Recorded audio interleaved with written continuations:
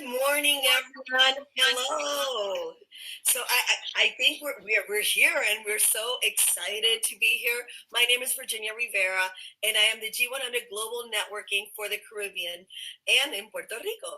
I am thrilled to have been chosen to share this moment with our dearest Enolia. I have to say that the first time I met Enolia, her energy, her peace, what she transmitted to all of us through cameras was amazing. And I think that this that I felt at that particular moment is, I think, what we're all feeling when we read her book. We have been privileged to have the opportunity to read into Enolia's heart. And I have to say that I love what I have read. It's an easy read. It's a beautiful read. But most importantly, I think we all need to touch upon this, particularly for me.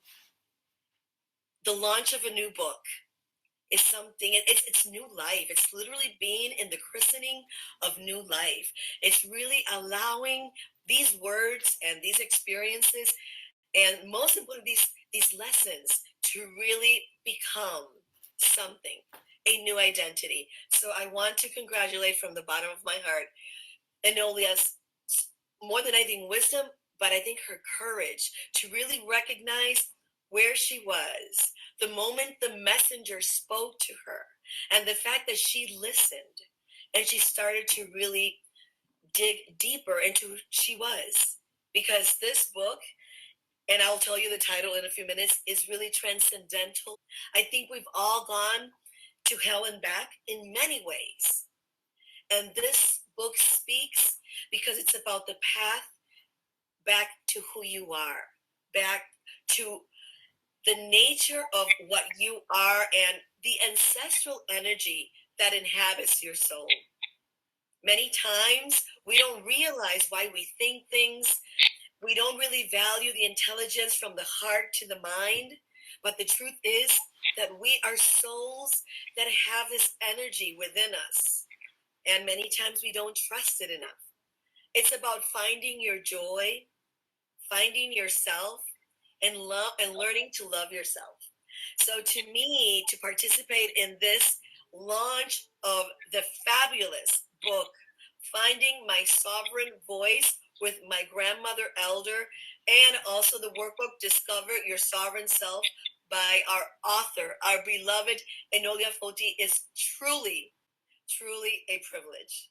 Hi, Enolia. I see that you're here with us, so I am so excited to share this moment with these wonderful women that are also, and men that are here. Hi, Div. It's so great to see you. But the truth is that to me, the book spoke because it spoke to my ancestral energy. As we were talking behind cameras, my name Virginia comes from my grandmother. And in those particular moments where my doubt was biggest and loudest in my head, I need to channel that was in my heart. And I felt that my namesake is written and taught to me. So I truly understood this book and I embraced it. Today with us, additional to Enolia that I'm going to be presenting in a few minutes, I would like to say who's going to be sharing with us. So we have Mar. Introini is our global chair for G100 Global Networking. Welcome, Mar, and she is our co-moderator. Welcome, Mar. Thank you so much. Thank you so much, Virginia, Enolia, for being here. Div from Mauritius, Krisztina from Romania, and Anita, Global Chair from Openness and Wisdom, for lending us your people from your green. This is really a joint action from Openness and Wisdom that print this global networking with openness, with wisdom to cope for the future. This book is beautiful, that I send you my congratulations, my heart's congratulations, Enolia, for this beautiful and powerful book. Invite us, empower us, encourage, motivate us to find our inner being in a hostile world, to find our personal resilience. Enolia delivered practical tools through storytelling, her own story, because that is about a community, and G100 is a community, and this is what we do. we exchange, we learn, we connect, to learn from each other from a heart that is generous, truly generous. And they know that we are always ignorant. We never could overcome the category of ignorant because we are always learning day by day. And I would like to end saying what Enolia say, what is the essence of a community? Being part of a community provides a means to help, to assist, and teach each other, and to share empowerment. Yes, Enolia, that's what you are contributing to this community empowerment. You are giving a true power to all of us. Thank you so much. Thank you. Thank you, Mar. So, we loved hearing your voice, Enolia, truly. So welcome. And I'm just going to say, when I was looking for information on Enolia, because I've known her, I met her before, and I've worked with her before, but it is so long and there's so much. But I thought that these were very important. Award-winning international speaker. And when Enolia speaks, we feel, right? And that is something that not everybody can say. Social entrepreneur. And I think that what Mar was talking about, how community is at the center of everything. Also, energetic life business coach. And I think, and I was just saying prior to coming to the camera, that somebody questioned my exchange of value of time with money. And sometimes it's not even about that. There's so much more. It's the intangible of what we do. And author and modern day medicine woman. And I think if there's something, and it's a mouthful, is particularly that, because medicine is what we could heal ourselves if we really channeled that internal healing. And when I was reading your book, your messenger told you that you were a healer. Your family was came from a line of healers. And I think that deep down inside, we all know that we have that energy if we really tapped into it. So, Enolia, welcome to your launch. I have to say that I have been, and I know that each one of the other panelists today, or our friends, because today it's not a presentation, it's a wonderful conversation about finding my sovereign voice. Welcome, Enolia, to your show. Thank you so much, every one of you. I'm so excited and I'm so thrilled. I mean, when you write something that's your story and you share your most vulnerable parts, it took me a while to realize that my vulnerabilities ended up being my strengths. And to know that I could share these vulnerabilities and share these teachings and share how I learned, and by sharing my story, possibly help somebody else with their life, it meant all the world to me. So that each one of you are here. I'm excited that you've taken the time to read the story. And it is my hope and it is my prayer that it touches you in some way and helps you with your life and what you're going through and the challenges that you may be facing. So I'm really grateful. I'm just grateful. Thank you so much. So I want to open the floor up to all of our friends here today, because truly I know that we were moved in different ways. Your words speak to us and with different experiences. So please, Dr. Anita, if you want to start, I will, love to hear your take on this, just the introduction of the book.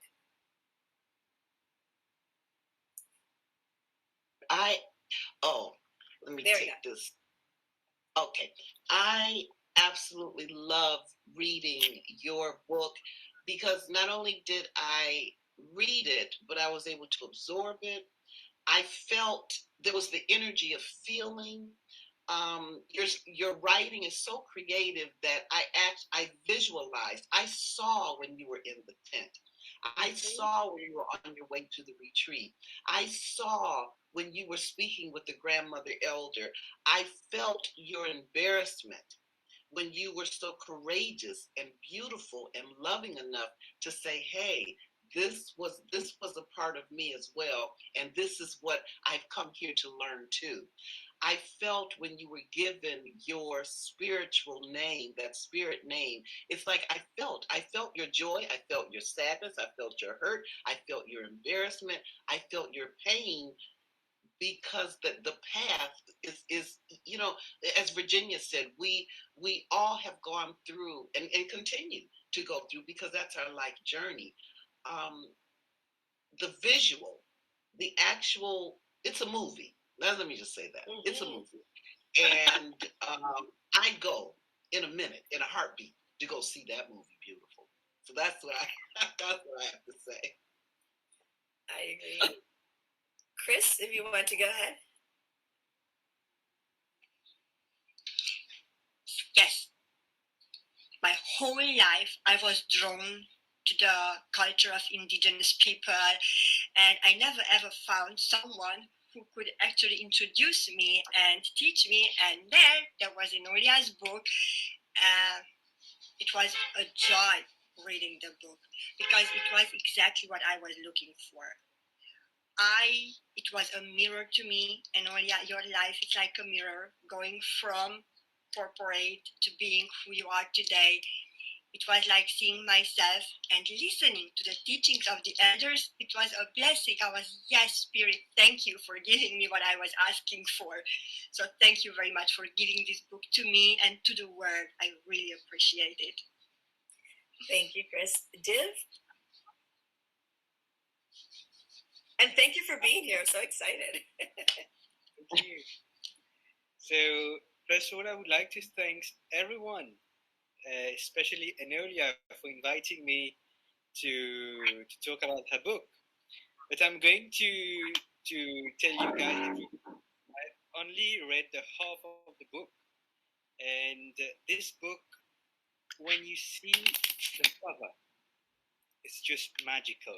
Saying Enolia with the drum and the smile of Enolia, you see this vibration, what this book deserves to you. And it's not a normal book that you will have at the store, but this book contains the path of how to be a shaman.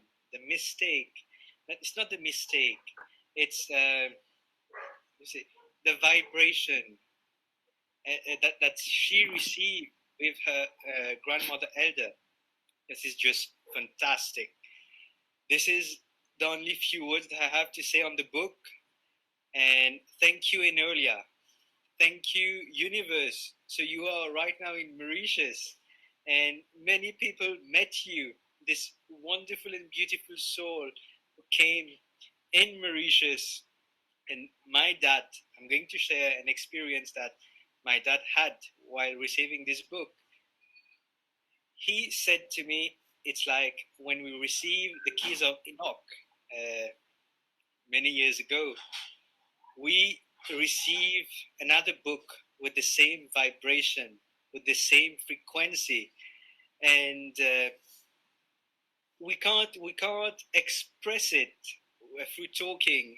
It's just, you just have to sit one within you and just read the book, because every page, you just open the book, on the page you land, this is the message that Enolia, the spirit, and the elders have to say to you. So thank you so much, Enolia. Thank you, Div. Truly, Enolia, I think that we've all said that first feeling that we feel about the book, you know, how we're feeling, what it did for us, because we're all different. We all live in different places and we all have different experiences. I would really like for you to share with us your journey as you were not writing it, as you were living it before you wrote it. You know, what took you to that journey? We read initially, but as you were moving through the different indigenous people, the ancestrals, what you were feeling, what made you move from one place and one experience to the other, that inner force. So it's interesting that you say that, because each of us in our lives at some point in time reach a precipice of where we're not happy with where we are, what we're doing. And that came for me at work. That came for me that I realized that I was aspiring in the corporate world to those I didn't even care for. And when I stopped fooling myself and giving myself this pep talk about, this is what I want, this is what I want, really there was a longing in my heart of wanting something else, but I felt trapped. I didn't know how to get it. I didn't know what it was. I didn't know what it was supposed to look like, feel like, taste like, touch like.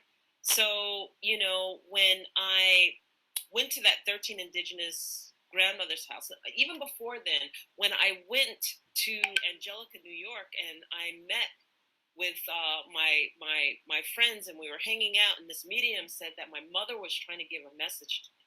My mother was trying to communicate with me, and I was too close to hear her. That something happened, something shifted in me. Something said, okay, I have to lay down this limited belief that I have, and I need to explore to understand how I can embrace the message my mother was telling me, because she meant the world to me. She meant everything to me. And so in daring and endeavoring to understand and read as much as I could, I still had this longing in my heart that I should be doing something different than what was happening at work. And then I was going through the height of lows at work. And so, you know, how do you transition your life? What do I bring into my life? And so when I met Grandmother Isabel at the 13 Indigenous Elders Council or Grandmother's Council, and she kind enough to give me her contact information and basically say, you know, my girl, like as she speaks, my girl, you know, if you're really serious, come up and see me sometime. And I'm saying to her, are you sure you're inviting me? Because I'm serious. I will be there. I'm there. And, you know, my husband at the time asking, well, what would you like for an anniversary present? I want to go see Grandmother Isabel, you know, because my soul said that she was an answer to the longing. My soul said, go explore this. And for the first time, I was honoring what my soul said. We all have that time when our soul, our hearts say, go do this. And we use every rationale to avoid it. I can't afford it. I can't do it. It's not time. I have responsibilities. It goes on and on and on and on and on. And to meet this woman, to have a heart connection, to have her invite me into her world, to go into her world and meet so many, I put my foot in my mouth so many times. I just, oh, my corporate world. You know, corporation tells you, if you want something, go after it, take it, grab it, it's yours. If you want the leadership, assume it, you know, and then they'll check out the fact that you're already a leader and they'll just give you the responsibility. None of it worked. None of it worked. And how many of us have found ourselves at the time when we're like, oh my God, I've embarrassed myself, and I've challenged the very person that I want to teach me. What do I do? How do I save face? And then we go into that thing we're taught. I'm not good enough. I'm not worthy enough. You know, I haven't earned the right to be able to get this woman's respect, to be taught. And we go through all of those iterations. These are real. Yeah. These are real feelings. These are real happenings. These are real circumstances. And we don't know how to recover from them. We don't. I remember my all-time low in the book when we had started the retreat, and I went in and I had taken over from the very woman I wanted to teach. I wanted to learn from. And I said, okay, everybody, we're going to go through this retreat, blah, blah, blah. And then her assistant, Sandy, came over to me. And when she said, in all my life, as much as I've been working, the 20 years I've been working with Grandmother Isabel, I have never started a retreat like this. And I was like, oh my God, I forgot. I forgot that I came here to be taught. I'm so busy absent from light, not present, that I took over from the very woman that I came here to teach. I mean, not to teach, but to learn from. To learn from, yes. To learn from. And in the corporate way, what would happen? That would be thrown in our face. How many times? Thrown in our face. You made a mistake. You're penalized. Sit over there on the side. You know, we're going to go with this leader because you've already screwed up. But not her. She had me stand by her. She told me to raise my head up. Sandy told me to raise my head up. And she showed me what compassionate leadership was. And never did they say a word about what happened. I was already beating myself up. And they never said a word. I learned more in that moment than I had learned in 20 years ago. Wow.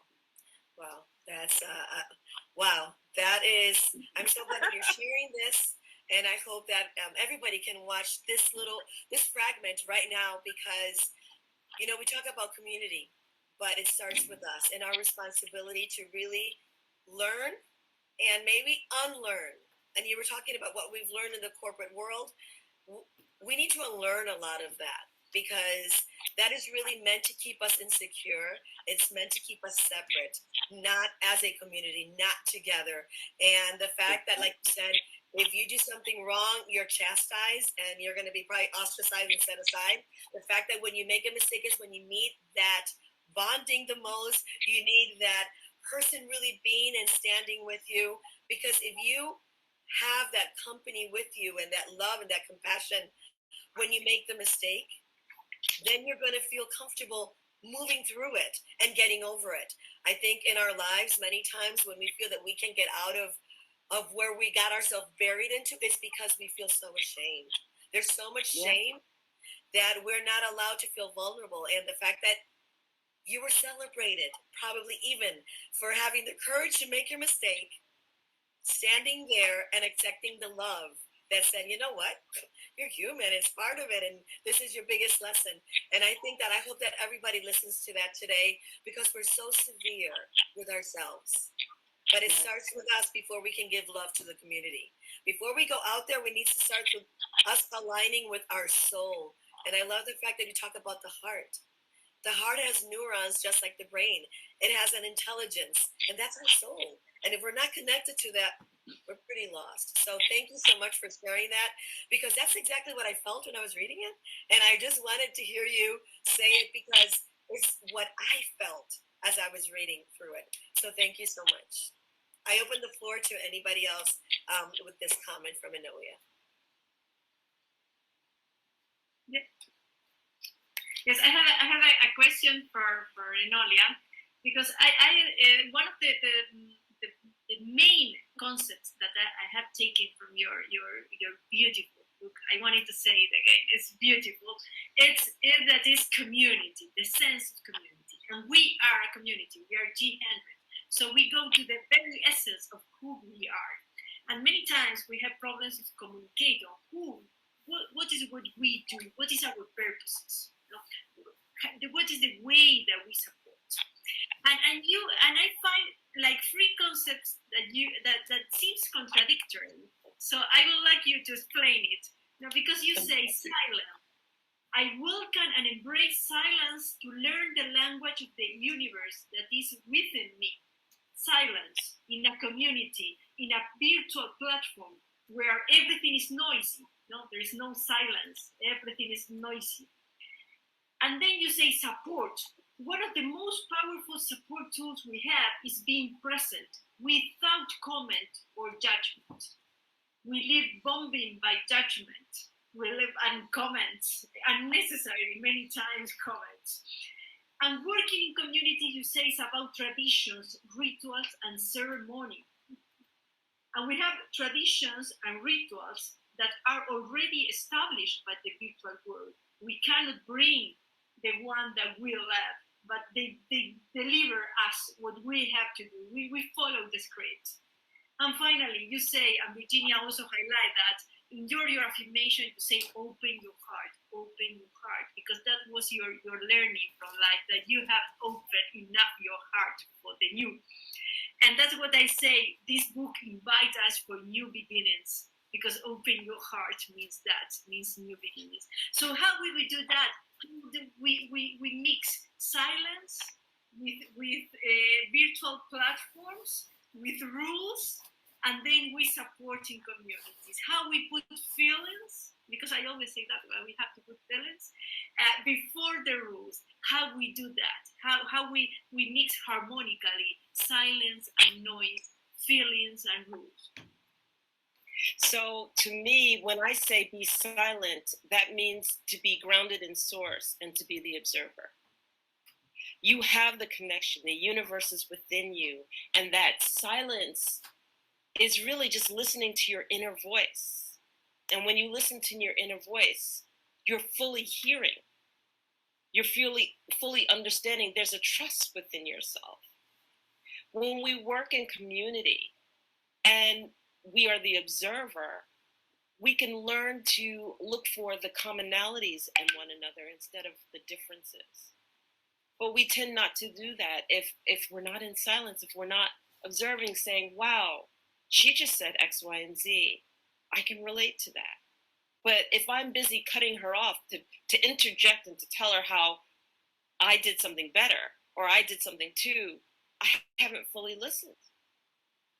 And you'll be surprised. And what I was surprised that in my silence, in observing the community, there were so many things I could relate to. The relationship furthered because I understood, because I had fully listened. How somebody observes something, we could be looking at the same thing at the same exact moment, and we see two different truths. Mm-hmm. And one of the things that we miss and we don't grasp is that somebody else's truth doesn't negate our truth. It just makes it different. That's how they see it. That's their eyes and the way that they look through their eyes. And we can meet in the middle and have a mutual respect and honor that. And then you talked about, you said a lot, so I'm trying to remember everything that you said, Mark. Last 2 points. Can you repeat the last two? Because there was a flow there. The last two statements that you made. Don't worry, because you're answering it absolutely. It's a beautiful response. No, I was talking about how we could mix the support, the tools that support, and sometimes it's to be on silence. That is the way to support. So how we mix in a virtual platform silence with connections. You know? How we That's how I do it. That's how I do it. And then meeting people where they're at and not necessarily where I want them to be. Key. That's okay. Key. And the essence of community is celebrate self and celebrate others. And we've forgotten how to do that. We've forgotten what it means to celebrate someone to the point that they feel joy and love in their heart, and that I'm happy for their success. And I'm grateful for their success. And matter of fact, their success is my success. And I get to support that. And then to celebrate self. I made it. I'm successful. I had a guidance counselor tell me that I would never write. I would never be a writer. And that, I needed to go to remedial writing because my writing was so bad. Right? And if I had listened to that man, I would have never went on for my MBA. I graduated top 1% of my class. I had to write a paper every week. I got A's. But this man, I couldn't write. So that trust within self comes because you surround yourself with the right people in community. As the community lifts themselves up, you lift yourself up and you believe in yourself. And then no matter what anyone says on the outside, it doesn't matter. And I learned that because in corporate, it was divide and conquer.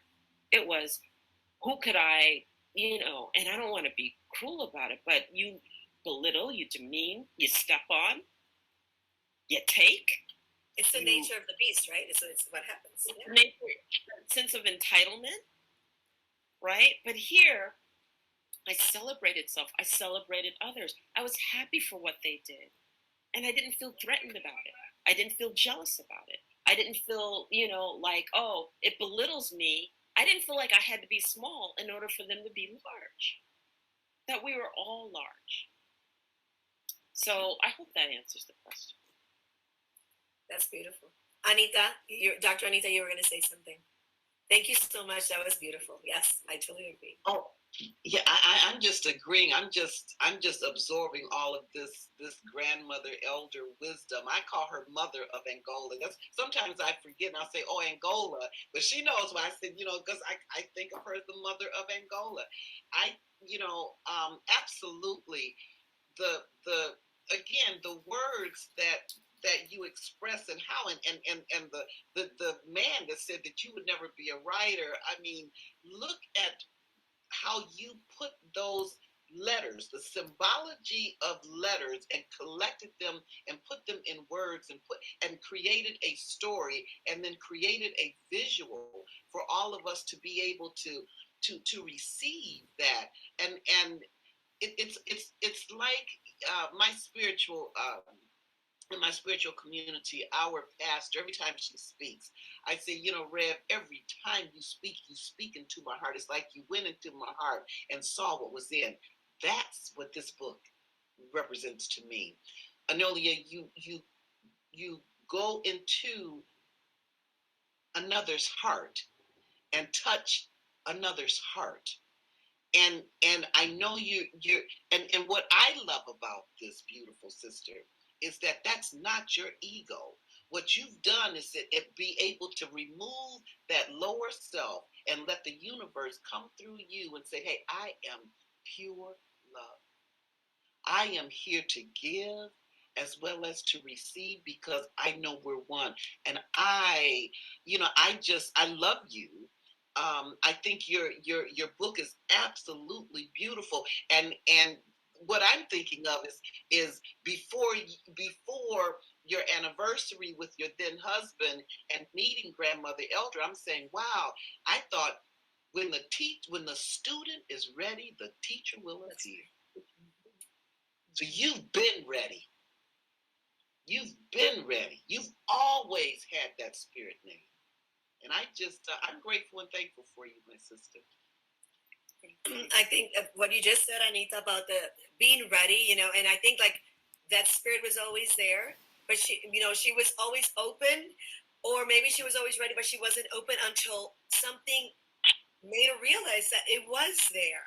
I think we all have that, and it's how do we unlock that? And I think that you've been able to show us that sometimes it's not a 1, 2, 3 thing. We're so looking into instant gratification that when things don't go our way immediately, then we're like, then I'm not good at this, or I can't do this. And the fact that you had to go research and live and go through experiences shows us that sometimes you have to go and delve a little deeper than just on the superficial, because we want it all here. Well, if it worked for Enolia, then I'm going to do it the same thing. So let me go call the grandmothers, and I'm going to go. The truth is that you have to be ready for it.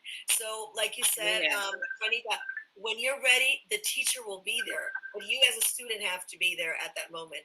So I loved what you just said, Anita, because I felt that too when I was reading. If it was that easy for everybody, oh my God. But it takes that effort, and it also takes going through that pain of realizing that there's a wound there that I have to heal, and this is what I'm doing to heal that. So I totally appreciate what you were saying. Chris, would you like to add something, or Div, whichever?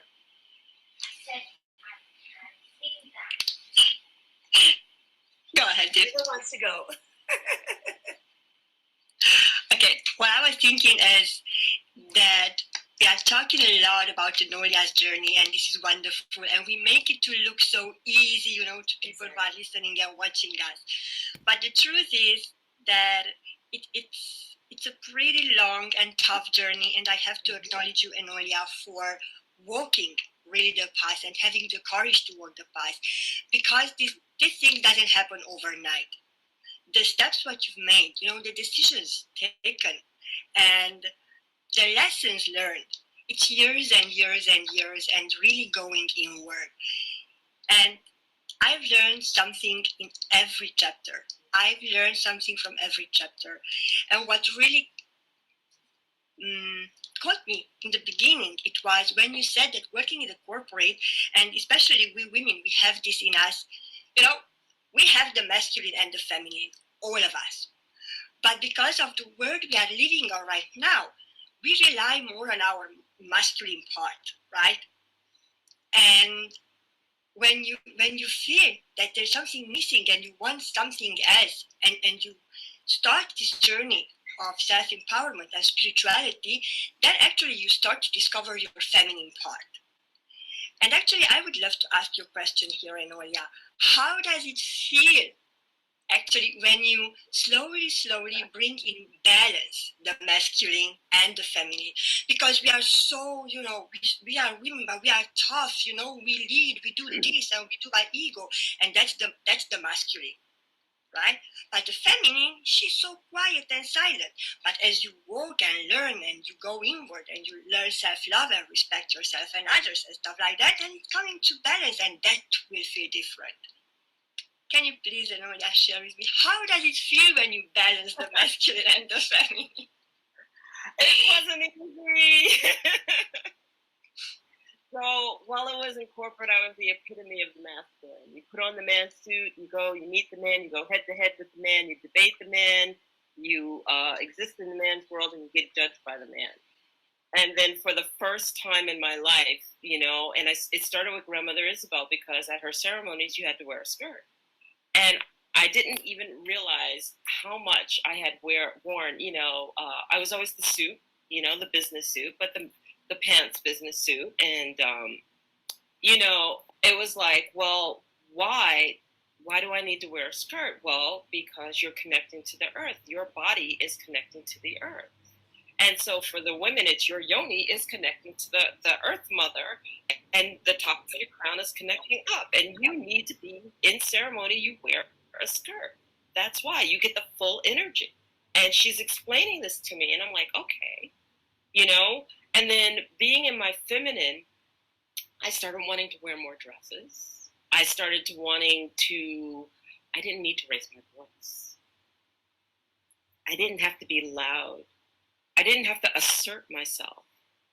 I could have a conversation no more than this and lay down the law and never raise my voice. And I had to learn how to do it. Instead of going like, I have to do it the masculine way and I have to be loud and I kind of demand it and everything else.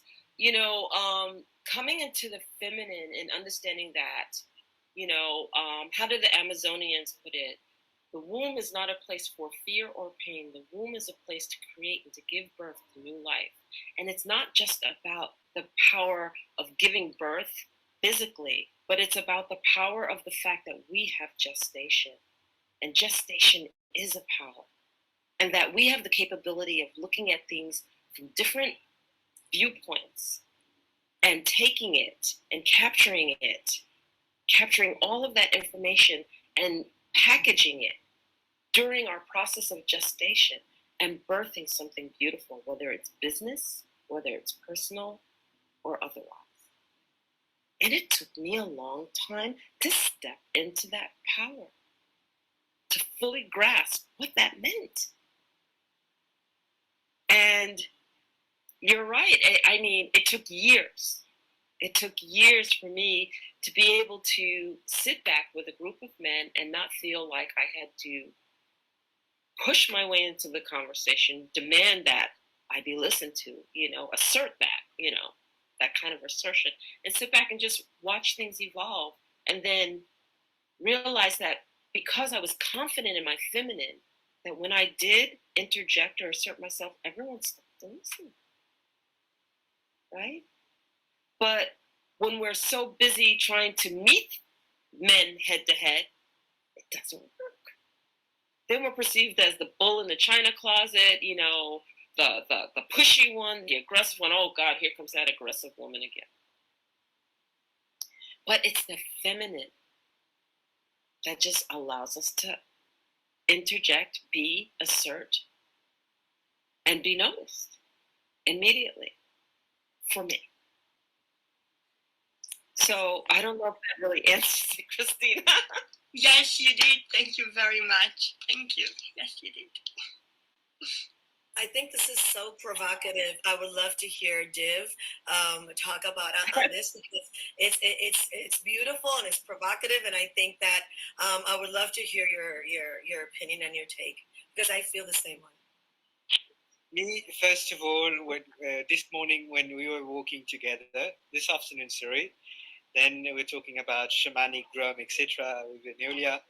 When coming back home, then she said, the best fruit to offer to the shamanic drum is the strawberry. I said, but why the strawberry? And she said, this has the form, the only fruit who has the form of an heart. So whatever, whenever you go, if you are a strawberry lover, so I'm sure you are connected with your heart. Then the only thing, last thing I have to say is, we read the book of Enolia, but I recommend every people, all folks listening to us and watching us, to experience the ritual, the magical that Enolia does with the elders, with the spirit. I'm going, just last Sunday we had a shamanic journey in Mauritius. That was very quick, from the eve to on the day. We had some people had joined us. The rain was saying, I'm here. And Enolia, we worked together. And Enolia said to me afterward that here is Father Sky, listen to us. And there was no rain when we started the journey. And the rain started falling when we finished the journey. And every time we are with the family in the car, there is all 2 rainbows at the same time. Today we had a full rainbow, and this lady, when she started to call for the spirit, you will see them coming. This you got to experience the book and the journey with her. That's it. I love it. Thank you. Thank you. I think that, yes, I want to go through that experience. So I need to find out more about this. And I think anybody else, I think we'll be reaching out to you a lot more, Enolia. And this brings me to the workbook. The book is beautiful, but the fact that you also thought of us to accompany in that journey. And I thought you, as a coach, we know that we learn through questions. And the fact that you gave us a gift of questions so we could answer and really get to know where we're at. You know, how do we start? We can't really go back to being born. I mean, a lot of people talk about the reborn, but I think that we can definitely start again from where we're at. And the fact your questions really ignited the desire to sit and really get to know where I'm at right now and where I want to go. But if I don't do the homework now, if I don't do this work right now, I'm never going to be able to go past this, because like you said, we sometimes lead with where we're most hurt, right? And we when we talk, and you look at bullies and you wonder, doesn't this person get it that they're being bullied, they're being loud, they're being obnoxious, they're being hurtful? But then you realize that a bully is just somebody who's insecure, you know, and when you really allow them to reach deep down and get to know who they are and why am I afraid and what am I afraid of, you know. And you talked about the illusion of truth that I am going to keep with me and talk about that with my coachees. It's not real truth, it's the illusion of it. So I really appreciate the workbook, because we have to work in order to get down to what we don't want to face. Sometimes we want to be what everybody else wants us to be, and we ignore who we really are. And like you said, I don't have to scream anymore. I don't have to be loud anymore. I feel so confident in who I am that I know my place. And this is, you know, and I feel big in my place without having to be a bully with anybody else. So the workbook, at what point did you say, okay, so I'm going through this, now I want to help others go through this too? Was it at the very end, or early on you were like, no, I have to share this, I have to work with this? So I'm going to tell you that the workbook came before the story. The workbook was the first thing that I wrote. I didn't write stories. And matter of fact, I'll never forget that I was in New Zealand and I was in retreat with the Waiataha, and I met this beautiful woman named Kelly. And Kelly was like, I have to read something. And I'm like, well, I wrote a self-help book, but I don't know if that's the kind of thing you want to read. And she was like, I don't mind, but, you know, please don't ask for feedback. I'm like, don't worry, I'm not going to ask you for feedback, you know. So I gave her the book to read. And she goes, oh my gosh, I love this. I love this. What made you come up with this methodology by which to work and to face yourself in the mirror, by which to question yourself like this? And then I started telling her the stories of my elders. And she's like, oh my gosh, you have to write the stories. And I'm like, you're interested in the stories? And she's like, of course. And I'm like, oh, okay. So actually the original, I was so motivated that I wrote for each chapter about each teacher that I had. And then when I took the time to blow up about each teacher, really expand what I learned from each teacher, the book was really, really, really, really long. So what I did is I took one out of the 7 teachers and just wrote about the one teacher to start. So there's like 6 more that can come, more different experiences that can come. But the workbook was my passion. That came way before any of the stories. Well, I can tell. I mean, it was so profound and it really helps you dig deep, but it's also very gentle. I think that your questions are they're benevolent. And sometimes when you read self-help, sometimes it's really harsh and you're not even ready to go through that portal yet. And the fact that your questions were so compassionate and allowed us to really have a little empathy with ourselves, I really appreciated that. And it gave us the time to really think. So I know that the workbook really meant a lot to me, especially as a coach and as a tool. I know, Anita, you work with other people, and I know each one of you. I would like to hear about how you would share this workbook, you know, with other people, because to me the book is wonderful, and you get to the origin, but the workbook is really the work that we have to do. Mike. One of the questions that you made in your book that resonate with me is one that say, are you open to unseen realities? Not everyone is able to understand this question, because you see, no, I'm getting crazy, because if I cannot see it, this is not logical. If the community is telling me that it's not possible, why I will do it? But we see that the world is walking in rows, very violent, hostile. So it's better and unseen realities, walking the road of new realities than the present one. So make it that fantasy of harmony and peace and new reality. So I love this, and I go directly with one of your sentences that say the act of attaching an emotion to a false judgment and making it our reality disempower us. How often have we sabotage ourselves in that way?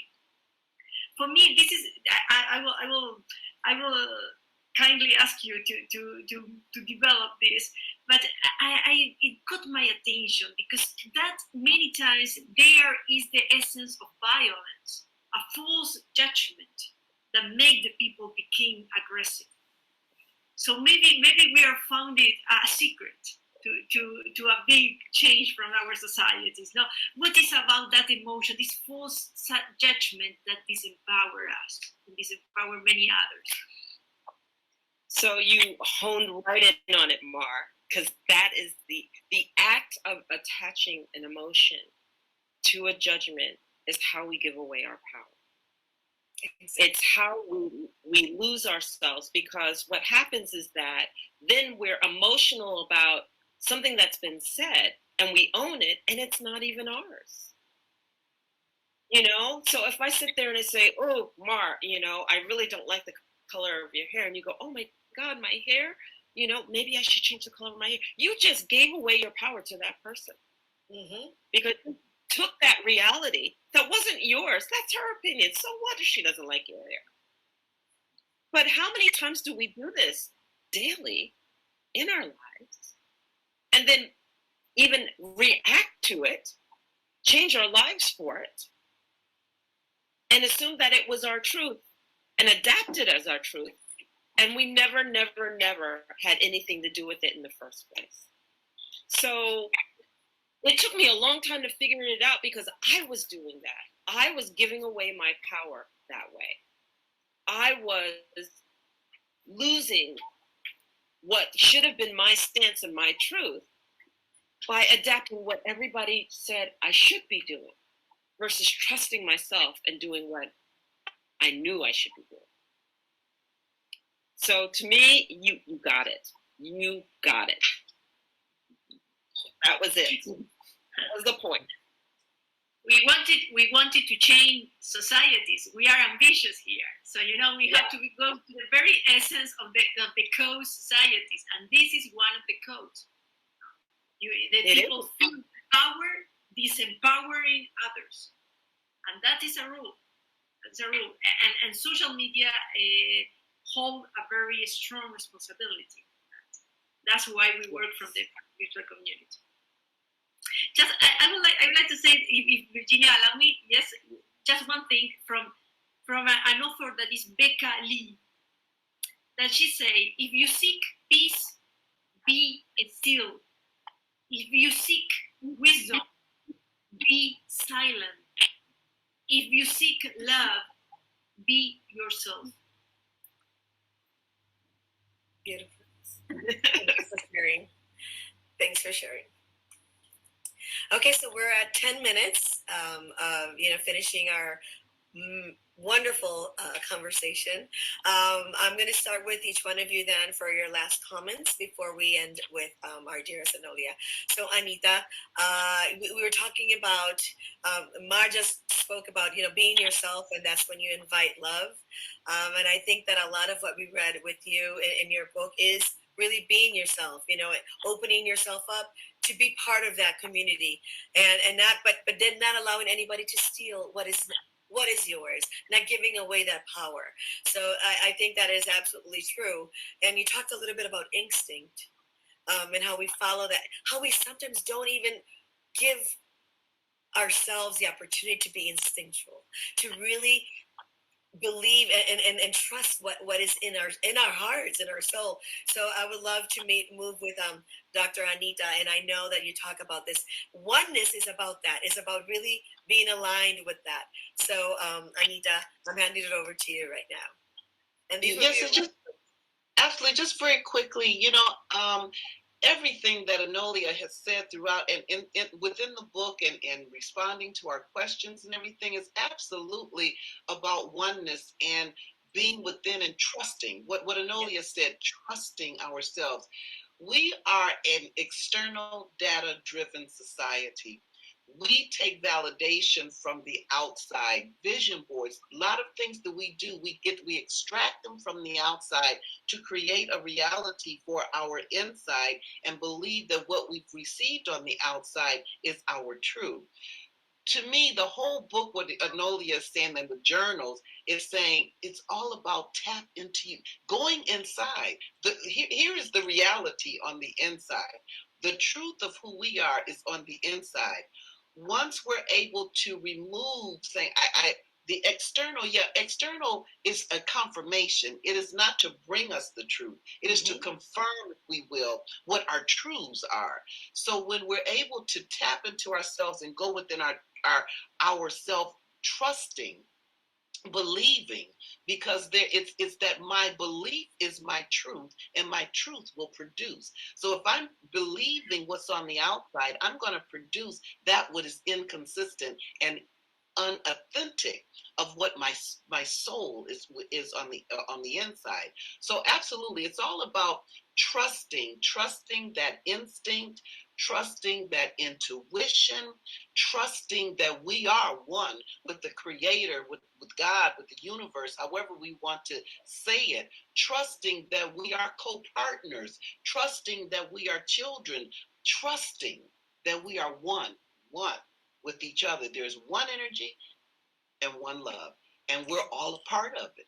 And that's, to me, that's the whole context of what Enolia was saying in her book and her journal. Her journal to me is like, you that is a teacher in and of itself, because you see a question, it's so inviting and welcoming that I may see a question and my consciousness may not be ready for it, but my subconscious is, because I saw it. So that question is going to bring me back at a time when my soul is ready to receive it. And again, my hat is off to you, my sister. So what can I say? Absolutely. Oh my God. Yes. Chris, well, your final words for Enolia, or questions or comments? Yes, thank you. I just would love to thank Enolia for giving the book to the world, giving it to me. I've learned a lot. In essence, what I've learned from the book, that everything is very simple. It's all about loving and trusting ourselves and not giving our power away, and learning to let from heart and just a little bit silence the ego. So I would love to thank for that. And about the workbook, for me it was very helpful, because I had a very good teacher who guided me through it, who helped me on my darkest hours, on my darkest questions, and she saw my struggle and she held a space for me. And with this occasion, I just would love to thank her, my teacher. I am blessed to have her. Name is Enolia. So thank you very much, Enolia. You're welcome. Beautiful. Div? Yes, indeed. I'm going just a few words. And earlier, you have people. Mauritian has encountered someone that is unique, someone, a consecrator, an inner engineer, as we used to say in the modern world. And Mauritian people was, you've seen it, and I'm going to share it. We have not met, but encountered someone who came, the spirit granted a wish, so you blessed the island. That's it. The book is a magical book that tap into you and that help you to connect in you and to go with the flow. Thank you so much, Enolia. Beautiful. Enolia, I don't know if you would like to finish with something before we say goodbye, but definitely I want to say thank you from all of us.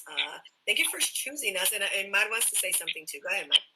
Yeah, I would like, I'm sorry, Virginia, but I cannot resist to say this, because we are She-Hundreds, and to help others is part of our mission. And many times we face that people wanted to help. They think that they are helping, but they are not doing it. And by the contrary, they disempower many others. So I would like to reflect. You say, Lonya, that you learned that the student is the teacher and the teacher is the student. I consider myself in front of you just a student. So I have learned from this, and I hope many of us will learn from you, that say what behavior disempower us, and we need to learn from here. We have to be students of how we help. The victim, who has yet to accept the responsibility, and the rescuer, who wants to be the savior to all. The rescuer feels that the act of saving empowers the person when they are, in fact, doing the opposite. They are only disempowering those that try to help and use themselves too. In the act of rescue, they become enablers. It's just my message, that is Enolia's message. Thank you so much. Wonderful. Thank you so much for sharing that. And I want to take the time to acknowledge each and every one of you and thank you. Thank you for reading the book. Thank you for being here. Thank you for being present and allowing me to share that part of myself. Virginia, with great respect, I'm so thrilled that you were able to moderate it. I'm like, yes, because you do women's empowerment. And so for me to understand that you could embrace the book and you want to take the time to read it. As a woman who is a global influencer, means the world. Dr. Anita, you know what? Tap into you, right? I wouldn't be in G100 and learning from you in the first place if I didn't believe in all that you stand for and what you bring forward to helping so many women around the world, you know? So my heart is there for everything, because I truly, truly support what you stand for. And that's why I can be the student under you, and then I can leave for what I actually wanted to bring to the table, because you all have to know that it was part of G100 and being in G that finally brought the book to fruition, okay, through the Literacy Legacy Program, because I had been sitting on publishing it because it was being looked at by formal publishers. And then I just said, forget this, I'm publishing it myself. Beautiful. Because it needs to be there. And so thank you, because it was Dr. Anita and her program in G100 that pushed me to just take that step and just publish it. So I'm grateful, grateful, grateful. Mar, I love you. You know, I love you. The networking woman that just like, okay, Enolia, let's put you here. You can do this. You got this. And you don't understand that enthusiasm, that love, that vibrancy, everything. You took the time to know who I was. You took the time, as busy as you all are. And to me, I'm so grateful for that. And I will be at Portugal next time. I missed it, but I'm going to be there. I'm going to be there, getting everything set. And this is what lifting each other up means. Taking time to listen to someone's story, getting to know them, understanding them, and then daring to walk side by side with them. I'm not asking you to hold me up, and I'm not asking you to prop me up. I'm just asking you to meet me where I'm at. That's right. And learn who I am, and let me walk with you. And Krisztina, you have done that in every respect. And by the way, Krisztina and I are going to be having our women's retreat in Spain of next year, July 3rd through July 10th. And we will be happy to share the details inside of a couple of weeks, but it's done. We're having a women's retreat. And so the empowerment and the celebration of ceremony is going to come to fruition. I was doing this kind of work before the pandemic, and I'm so happy to get back to it. So happy to get back to it. And Div, I wanted a male's perspective. I wanted a man to be able to read the story, but I guess God had something else planned, because instead of him fully reading the story, he got to encounter it, because we have been doing shamanic work all week. We have another one coming up this Sunday. And the beauty of that is that people experience fully what it is that this energy is bringing to the table, and how we celebrate stuff, and it not only gets to experience it, but participate in it and assist in it. And I am so grateful for you to be there. And so, all of you hold a special place in my heart. I'm grateful. Thank you for taking time with the book. So this is there to help you learn from my story, and you know, dare to make the changes in your life. And the book is the progression to the online video work, and the online course video work is the progression to the retreats. If you want to do the work and people go, how do I begin? Start with the book. I love the cover, by the way. It is absolutely beautiful. I actually dressed in your cover colors. I loved it. I loved it. I wanted to end, and thank you so much, Enolia, with an affirmation that I thought was such a great way for us to start our days every day. And it's, you can find it there. I don't know what page it is, but it's one that I actually cut out and I'm using it. I choose to bring forward all my strength and my most courageous self for new perspectives and outcomes in my life. My heart is open to new endeavors and realities. I allow my intuition to guide me as I embrace life's creative path. I embrace assistance from all seen and unseen realities that exist. I think this is something that we can use every single day and start our day with this. So thank you so much for sharing this. Thanks so much. Thank you, Bye, and thank you, everyone. Thank you, Enolia. Thank you, Div. Bye, Chris. Dr. Anita. Yes, Bye, love. guys.